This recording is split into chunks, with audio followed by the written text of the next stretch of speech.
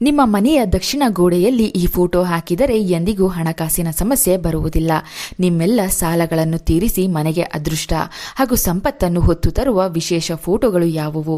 ಮನೆಯಲ್ಲಿ ಯಾವ ರೀತಿಯ ವಸ್ತುಗಳು ಇದ್ದರೆ ಹಣದ ಆಕರ್ಷಣೆಯನ್ನು ಮಾಡುತ್ತದೆ ಎಂದು ಈಗ ತಿಳಿಯೋಣ. ನಿಮ್ಮ ಮನೆಯ ಹಾಲಿನಲ್ಲಿ ದಕ್ಷಿಣ ದಿಕ್ಕಿಗೆ ಕೊಕ್ಕರೆಯ ಫೋಟೋವನ್ನು ಹಾಕಿದರೆ ಆಯಸ್ಸು ವೃದ್ಧಿಯಾಗುತ್ತದೆ.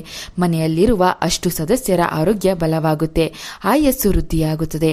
ಯಾರ ಮನೆಯಲ್ಲಿ ದಕ್ಷಿಣ ದಿಕ್ಕಿನ ಕಡೆ ಕೊಕ್ಕರೆಯ ಫೋಟೋ ನೇತು ಹಾಕಿರುತ್ತಾರೋ ಅಂತವರ ಮನೆಯಲ್ಲಿ ಆನಂದವು ಸದಾ ತಾಂಡವವಾಡುತ್ತದೆ. ನಂಬಿಕೆ ಇಲ್ಲವೆಂದರೆ ಒಂದು ಸಲ ಕೊಕ್ಕರೆಯ ಫೋಟೋವನ್ನು ಈ ರೀತಿ ಹಾಕಿ ನೋಡಿ. 1-2 ವಾರಗಳಲ್ಲಿಯೇ ಮನೆಯಲ್ಲಿ ಆಗುವ ಬದಲಾವಣೆಗಳನ್ನು ಗಮನಿಸಬಹುದು. ನಿಮ್ಮ ಮನೆಯ ಉತ್ತರ ದಿಕ್ಕಿನಲ್ಲಿ ಹಂಸದ ಫೋಟೋ ಇದ್ದರೆ ತುಂಬಾ ಒಳ್ಳೆಯದು. ಹಂಸದ ಫೋಟೋ ಮನೆಯಲ್ಲಿ ಇದ್ದರೆ ಮಕ್ಕಳ ವಿದ್ಯೆಗೆ ತುಂಬಾ ಪ್ರಯೋಜನಕಾರಿ.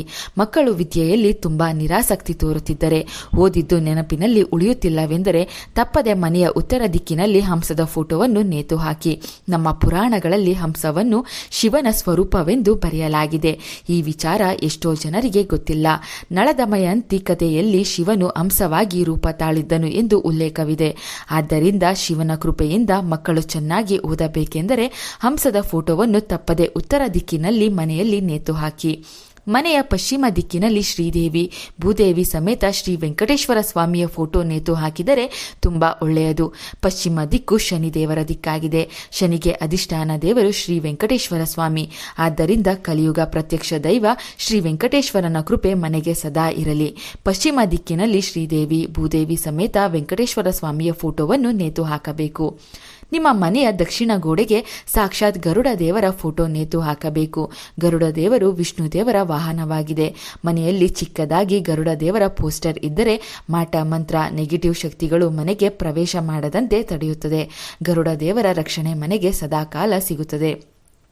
ನಿಮ್ಮ ಮನೆಯ ದಕ್ಷಿಣ ಆಗ್ನೇಯ ದಿಕ್ಕಿನಲ್ಲಿ ಬಿದಿರು ಸಸಿಯನ್ನು ಬೆಳೆಸಬೇಕು.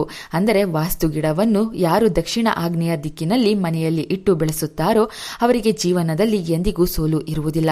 ಎಷ್ಟೇ ದೊಡ್ಡ ಕಷ್ಟಗಳು ಬಂದರೂ ಆ ಕಷ್ಟದಿಂದ ಪಾರಾಗಿ ಸದಾ ಅಭಿವೃದ್ಧಿಯನ್ನು ಕಾಣುತ್ತಾರೆ. ಹಣ, ನೆಮ್ಮದಿ ಜೀವನದಲ್ಲಿ ತುಂಬಿ ತುಳುಕುತ್ತದೆ. ಮನೆಯಲ್ಲಿ ಸದಾ ಗಂಡ ಹೆಂಡತಿ ಜಗಳ ನಡೆಯುತ್ತಿದ್ದರೆ ಪತಿ ಮುಖ ನೋಡಿದಾಗ ಪತ್ನಿಗೆ ಸಿಟ್ಟು, ಪತ್ನಿಯ ಮುಖ ನೋಡಿದಾಗ ಪತಿಗೆ ಸಿಟ್ಟು. ಎಷ್ಟೇ ಪ್ರೀತಿಯಿಂದ ಇರಲು ಪ್ರಯತ್ನ ಪಟ್ಟರೂ ಮನಸ್ತಾಪ ಮಾತ್ರ ಕಡಿಮೆಯಾಗುತ್ತಿಲ್ಲ. ಇಂತಹ ಸಮಸ್ಯೆಗಳು ಇದ್ದವರು ನಿಮ್ಮ ಮನೆಯ ನೈಋತ್ಯ ದಿಕ್ಕು ಯಾವುದು ಅಂತ ತಿಳಿದುಕೊಂಡು ಆ ದಿಕ್ಕಿನಲ್ಲಿ ಜೋಡಿ ಕೊಕ್ಕರೆಗಳು ಇರುವಂತಹ ಫೋಟೋವನ್ನು ನೇತು ಹಾಕಬೇಕು. ಪತಿ ಪತ್ನಿ ಇಬ್ಬರು ಸದಾ ಆ ಫೋಟೋ ನೋಡುತ್ತಾ ಓಡಾಡಬೇಕು. ಈ ಕೆಲಸ ಮಾಡುತ್ತಾ ಬಂದರೆ ಪತಿ ಪತ್ನಿ ಇಬ್ಬರ ಬಾಂಧವ್ಯ ವೃದ್ಧಿಯಾಗುತ್ತದೆ.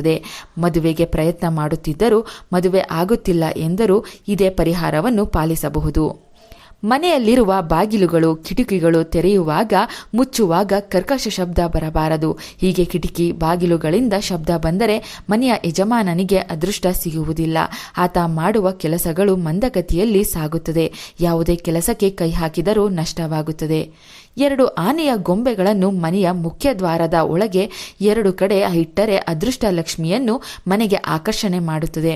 ಆನೆಗಳು ಸೊಂಡಿಲು ಎತ್ತಿಕೊಂಡು ಆಶೀರ್ವಾದ ಮಾಡುವ ರೀತಿ ಇರುವ 2 ಗೊಂಬೆಗಳನ್ನು ಮನೆಯಲ್ಲಿ ಇಟ್ಟರೆ ಮುಖ್ಯ ದ್ವಾರದ ಮೂಲಕ ಐಶ್ವರ್ಯ ಸಂಪತ್ತು ಮನೆಗೆ ಬರುತ್ತಲೇ ಇರುತ್ತದೆ.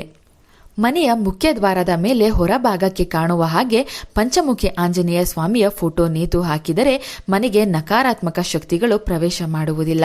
ಪ್ರತಿನಿತ್ಯ ಪಂಚಮುಖಿ ಆಂಜನೇಯನ ದರ್ಶನ ಪಡೆದು ಮನೆಯಿಂದ ಕೆಲಸಕ್ಕಾಗಿ ಹೋದರೆ ಆ ದಿನವೆಲ್ಲ ಜಯ ನಿಮ್ಮದಾಗಿರುತ್ತದೆ.